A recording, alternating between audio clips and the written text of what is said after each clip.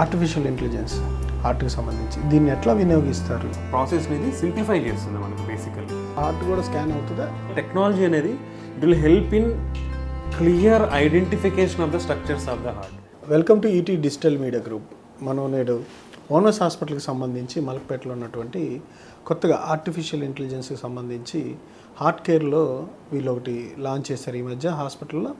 Doctor Lakkireddy Kiran Kumar Reddy గారు వాళ్ళ దాన్ని పర్యవేక్షిస్తూ పేషెంట్స్కి వైద్యాన్ని అందిస్తూ ఉన్నారు. అసలు ఈ హార్ట్ కేర్లో ఈ ఆర్టిఫిషియల్ ఇంటెలిజెన్స్ అనేది ఎంతవరకు వినియోగించవచ్చు, దాని నుంచి వచ్చే ఫలితాలు ఎంతవరకు కరెక్ట్గా వస్తాయనే విషయాలు వాళ్ళు ఆయన అడిగి తెలుసుకుందాం. నమస్కారం కిరణ్ కుమార్. నమస్తే అండి సార్, ఎట్లా ఉన్నారు? బాగున్నాను సార్. అవునా సార్, ఆర్టిఫిషియల్ ఇంటెలిజెన్స్ ఈ వైద్య విభాగంలో ప్రవేశించి హార్ట్ కేర్కి సంబంధించి వచ్చే జబ్బుల్లో హార్ట్కి సంబంధించి దీన్ని ఎట్లా వినియోగిస్తారు? మనము ఆర్టిఫిషియల్ ఇంటెలిజెన్స్ అనేది ఏఐ అనేది ప్రతి ఒక్కరం కూడా వింటా ఉన్నాం. ఫర్ ద పాస్ట్ 1-2 ఇయర్స్లో ఇది ఇంకా ఎక్కువైపోయింది. వెన్ ఎవర్ చాట్ జీపీటీ అనేది వచ్చిందో అక్కడి నుంచి మనకి ప్రతి ఒక్కటి కూడా like artificial intelligence based apps, so many apps. అంటే ఇట్స్ లైక్ మన వర్క్ని సింప్లిఫై చేయడం, it's not like replacing. So AI usually helps మన ఎక్కడెక్కడంటే మన వర్క్ ఏదైతే చేస్తున్నామో దాని టైం అనేది తగ్గిస్తుంది, మన వర్క్ని సింప్లిఫై చేస్తుంది. Same thing in medical field also it is very important. Cardiology medical ఫీల్డ్లో చాలా రకాలుగా ఉపయోగించవచ్చు. మనం ఫర్ ద పాస్ట్ 2005 and 10 నుంచి చూస్తే కూడా the application of artificial intelligence is slowly increasing in the medical ఫీల్డ్లో కూడా ఇంక్రీజ్ అవుతా ఉంది. సో ఆర్టిఫిషియల్ ఇంటెలిజెన్స్ బేసికలీ ఏముంటుంది అంటే దేర్ ఆర్ డిఫరెంట్ టర్మ్స్ ఉంటాయండి. It is very like machine learning, deep learning, neural networks, ఇవి చాలా టర్మినాలజీ ఉంటాయి. It's very difficult to understand. So ఇది బేసికలీ ఏంటంటే మనం ఏదైతే హ్యూమన్గా మనం ఆలోచించి ఏదైనా డెసిషన్ మేకింగ్లో కానీ అనాలిసిస్లో కానీ ఏదైతే చేస్తామో ఆ ప్రాసెస్ అనేది సింప్లిఫై చేస్తుంది మనకు బేసికల్లీ. సో ఫర్ ఎగ్జాంపుల్ ఇప్పుడు ప్రీవియస్గా మనకి ఏదన్నా హార్ట్ రేట్ అబ్నార్మాలిటీ అని ఉంటే మనం పోయి ఒక ఈసీజీ తీయించుకుంటే కానీ తెలిసేది. But now we are all getting wearables, there are all called wearables. So we are easily able to record our ECG. So ఇప్పుడు స్మార్ట్ వాచెస్ వచ్చేసాయి. స్మార్ట్ వాచెస్లో ఏం చూస్తున్నాము, ఈసీజీ పారామీటర్ ఇస్తున్నారు. If you say take Apple watch, you can seen and ECG directly. యూజువల్గా ECG అంటే మనం 12 leads పెడతాం, అంటే ఛాతీ మీద ఒక 6 లీడ్స్ అని పెడతాము, 2 చేతులకి 2 కాళ్ళకి కనెక్ట్ చేస్తే కానీ ఈసీజీ వచ్చేది కాదు. But with the technology, with the advances in the technology, we are getting ECG just in your small gadget. Okay, so ఈ విధంగా the technology is becoming diagnosis. అంటే ఇప్పుడు నాకు యూజువల్గా ఏట్రిల్ ఫిబ్రిలేషన్ అంటాం, అంటే హార్ట్ రిథమ్ అబ్నార్మాలిటీ. అది మోర్ దెన్ 70 years కానీ 65 years వాళ్ళలో ఎక్కువ వచ్చే అవకాశం ఉంటుంది. So this Apple watch detects itself and notifies that artificial intelligence ద్వారా మన ఈ ఆల్గారిథమ్స్ అన్ని వర్క్ చేసి so they are able to record and ECG from your just a hand wrist watch. అక్కడి నుంచి ఎనీ ప్రాబ్లమ్ వస్తే and it is also notifies that you are having some abnormal rhythm probably.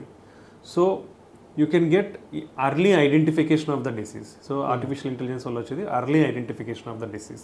Second thing, preventive aspects.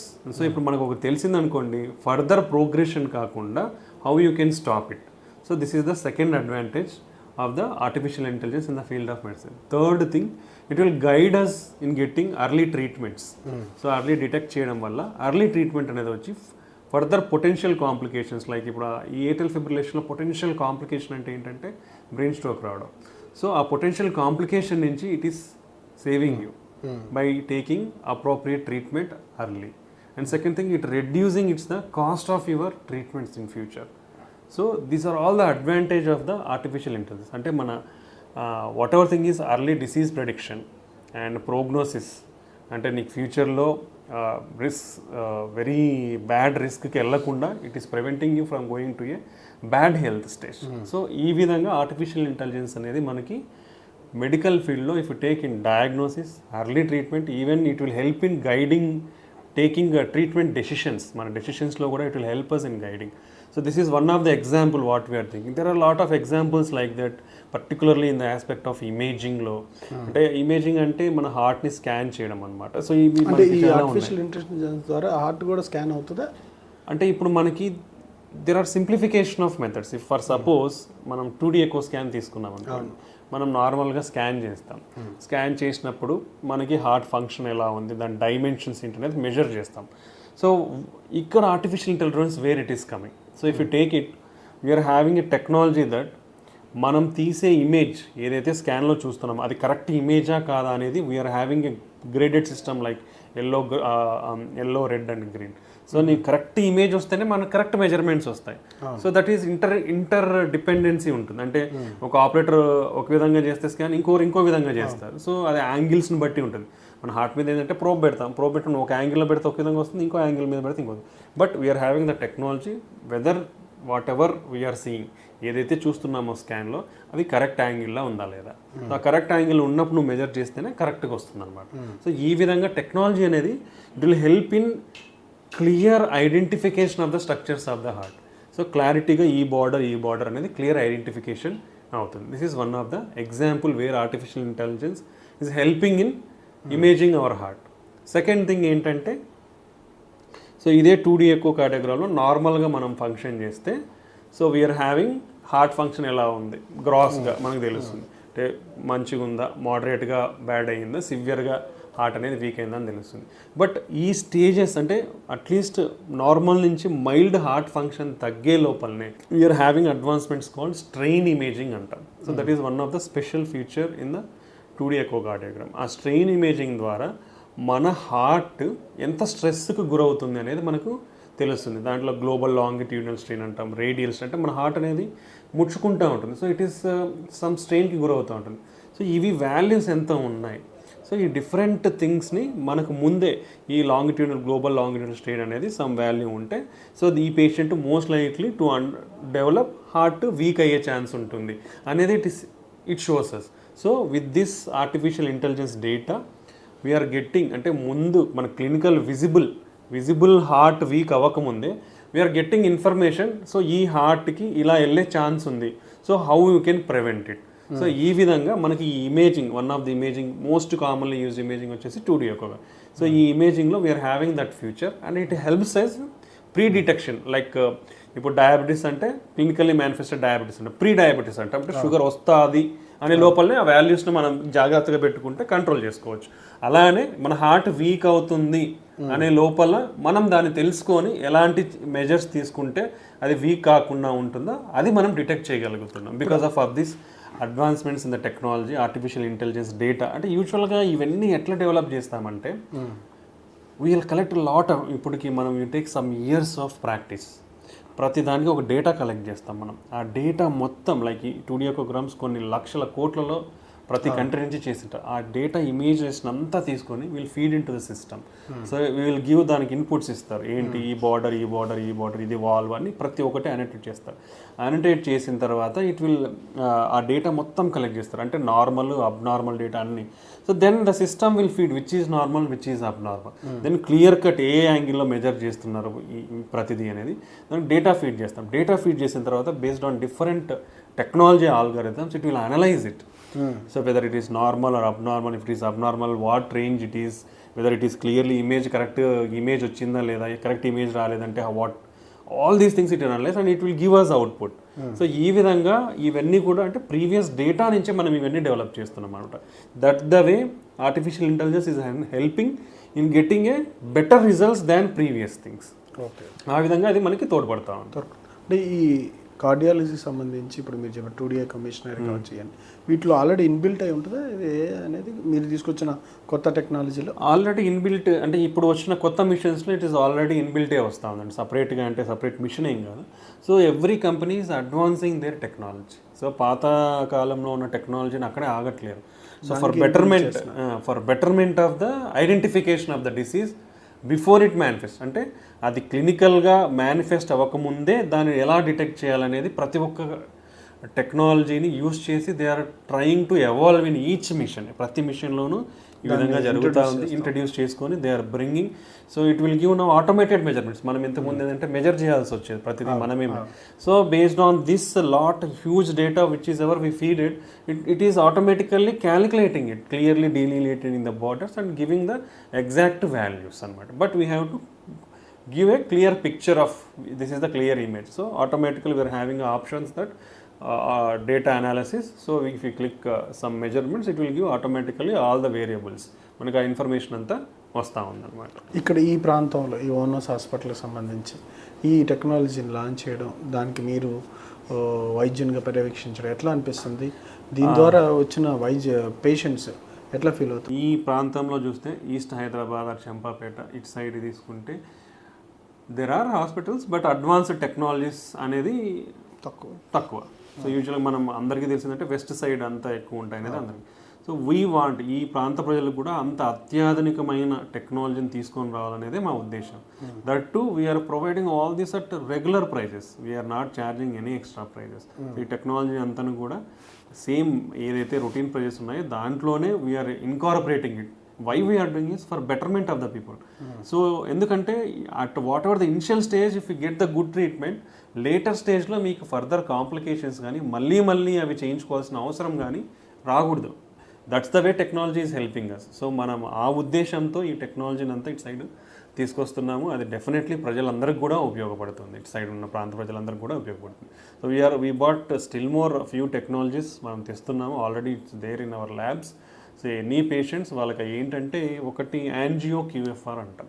Angio క్యూఎఫ్ఆర్ అంటే ఇప్పుడు నార్మల్గా మనకి heart attack వచ్చింది అనుకోండి, వాళ్ళకి ఏంటంటే మనం యాంజియోగ్రామ్ అనేది సజెస్ట్ చేస్తాం అనమాట. ఓకే, సో చాలామంది సడన్ హార్ట్ అటాక్ కాకుండా నడిస్తే ఛాతీ నొప్పి రావడం, నడిస్తే ఆయాసం రావడము, particularly age more than 40 to 50 years ఉన్న వాళ్ళు కానీ, బీపీ షుగర్ ఉన్న వాళ్ళు కానీ, లేదంటే కిడ్నీ ప్రాబ్లమ్స్, కొలెస్ట్రాల్ ప్రాబ్లమ్స్, ఊబకాయం ఉన్న వాళ్ళు, ఒబిసిటీ, స్మోకింగ్, ఆల్కహాల్ ఉన్న వాళ్ళు, వీళ్ళందరిలో కూడా గుండె జబ్బులు వచ్చే ప్రమాదం ఉంటుంది.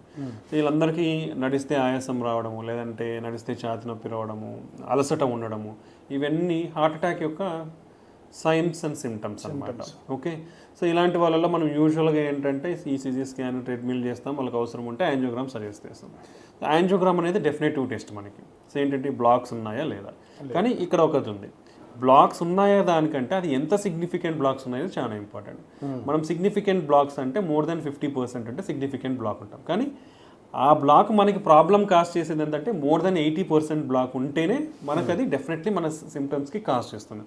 అలా కాకుండా మనం బార్డర్ లైన్ అంటాం, 50 to 70% ఉన్నదాన్ని బార్డర్ లైన్ బ్లాక్స్ అంటే వీరిలో కొందరికి అవసరం ఉండదు ఏది ఫర్దర్ ప్రొసీజర్ స్టంటింగ్ అని, కొందరిలో అవసరం ఉంటుంది. ఎలా ఐడెంటిఫై చేస్తాం? ఇంతకుముందు ఏంటంటే మనం మళ్ళీ ఒక స్పెషల్ వైర్ పంపించి ఆ వైర్ ద్వారా కొన్ని ఇంజెక్షన్స్ ఇచ్చేసి ఈ విధంగా చేయాల్సి వచ్చేది. ఇదంతా కొంచెం ప్రాసెస్, డ్రగ్స్ ఇవ్వాలి, ఇదంతా ఉండేది. యాంజియోగ్రామ్లో చేసేది. ఇప్పుడు ఏంటంటే ఇవన్నీ చేయాల్సిన అవసరం లేదు.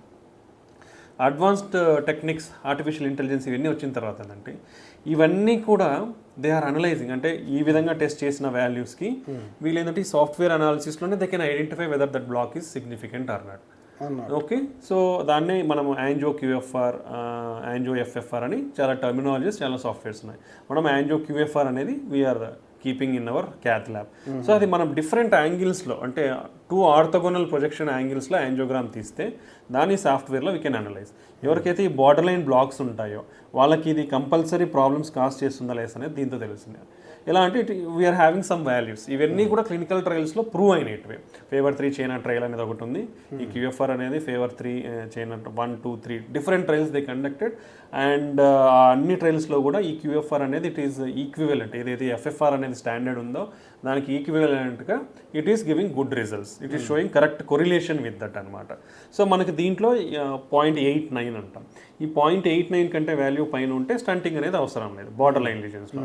అదే లెస్ దెన్ 0.89 కింద ఉంటే మనకి డెఫినెట్లీ స్టంటింగ్ చేయాలి. సో క్లియర్లీ యాంజియోగ్రామ్ జస్ట్ ఒక యాంజియోగ్రామ్ చేసినప్పుడే ఫర్దర్ వైర్లు ఇవన్నీ పాస్ చేయకముందే మనం we can come to A conclusion వీళ్ళకి ఇది స్టంట్ అవసరం ఉందా లేదా మందులు వాడితే సరిపోతుంది అనేది క్లియర్గా వస్తుంది అనమాట.